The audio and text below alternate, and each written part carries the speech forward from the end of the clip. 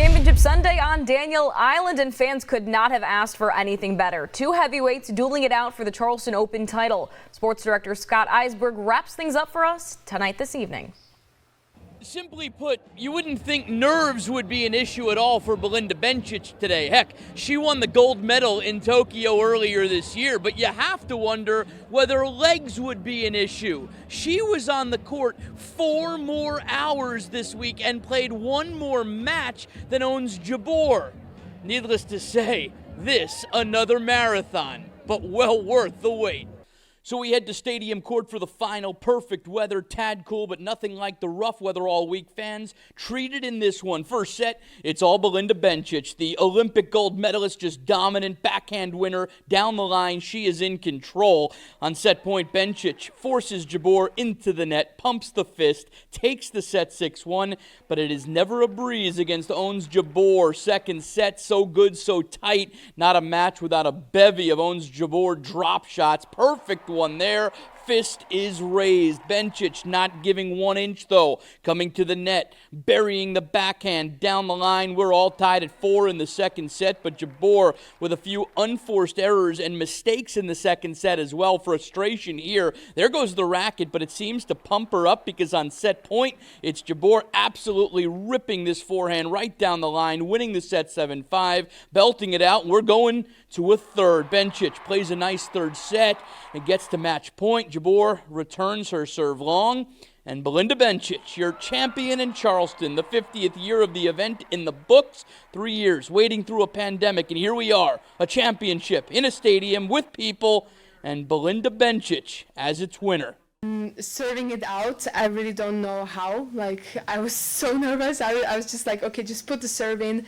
And then somehow, my instincts, they took over, and I played those rallies, and I think I played great 3 points. And then on the match point, I just, kind of put it in, and thankfully she missed. And it was really just the emotions, getting over me. So, yeah. Think about losing finals doesn't help much, So, but I didn't want to disappoint my team, especially my team. We've been working very hard. We had tough moments here, but hopefully next time. Shut about the shoes. What is this? It's crying day today. Hopefully I can get past this. It's a very tough loss. I think one of the toughest in my career, but I'll keep going, I don't really know what to say. Yeah, I think it was a week where I was fighting. I was 2 points away, from the exit in the first round, and I feel like this is how you win the tournaments.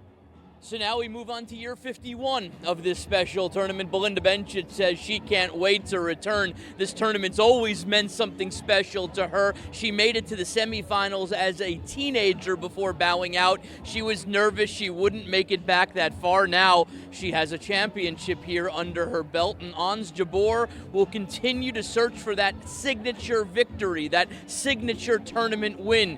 Not a great record in finals, but bright days ahead for her. Jabeur even breaking down crying during the trophy ceremony. She was oh so close on Daniel Island. Well, the Credit One Charleston Open is officially over on Daniel Island. It was a week full of firsts. The first time fans were allowed back to the tournament in 3 years, and the first within the newly renovated stadium. As Natalie Spalla reports, now the tennis has been served. People are looking ahead to a music-filled summer. They came, they saw, they celebrated.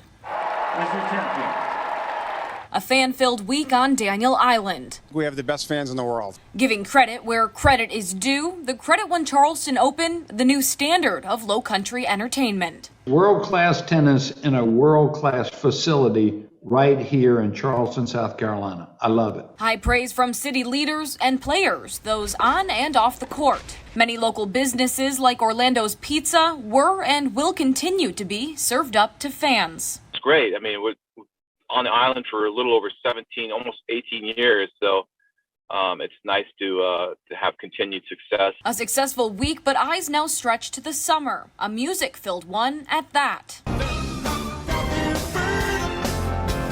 Zach Brown Band, Kenny Chesney, Elton John, just some of the names stadium investor Ben Navarro says are coming this summer. An investment like this in a community is always a bit of a risk. The concerts have been selling terrifically well, and I just think the community is incredibly supportive. Support from the community that's leading to new offerings. Visitors can now use the Daniel Island Ferry as a means to get to the stadium and use a trail that leads right to an admissions gate. I thought that was really cool, and we'll make a fun evening, a kind of a multicultural experience maybe, and you have a designated driver as well. Additional support that goes right back to businesses. Swig and Swine and Burney and all the different places that were in there. So it was.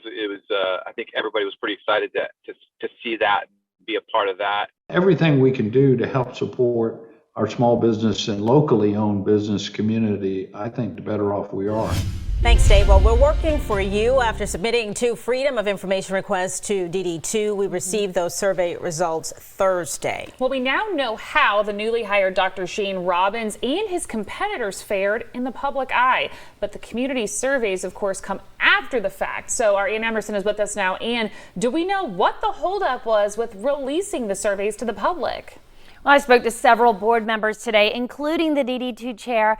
I'm told sensitive information that identified students forced these community surveys to be redacted before the public could read them.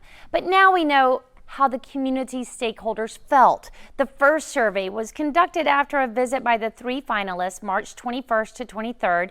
Dr. Robbins received more votes of confidence than his competitors, Brenda Hafner and Todd Trimble. But Robbins did not fare as well in the second survey after a 10-minute presentation by the candidates on March 28th. In that survey, more respondents said Brenda Hafner was the best fit. Yet at least one board member, Brian Mitchum, said he wishes that the superintendent vote would have been delayed to allow the public to see the results of these surveys for themselves.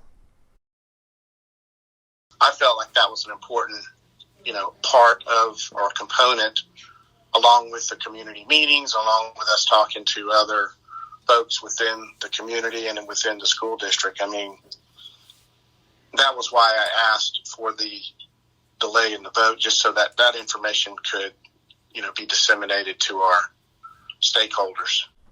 Well, in the end, the vote went forward on that April 4th special meeting, and 5 board members in favor of Robbins, 2 against. The comments against Robbins highlighted how much he moved around in his career. 4 district moves in 1 decade, and Board Chair Gail Hughes contends all of those career moves were integral to Robbins' success.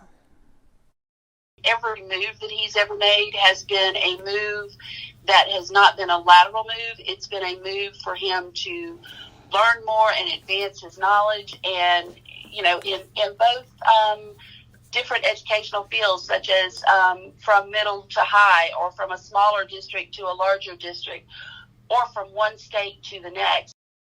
Hughes points out that only 5% of the 20,000 stakeholders took part in the survey. She says it certainly played a part in the decision-making, but such a low turnout was factored in, along with numerous other meetings and discussions that took place with the candidates. Superintendent-elect Dr. Robbins will take over from Mr. Pye as he retires at the end of the school year, and all of the board members agreed. It was a massive adjustment, and one they would all support enthusiastically for Team Dorchester.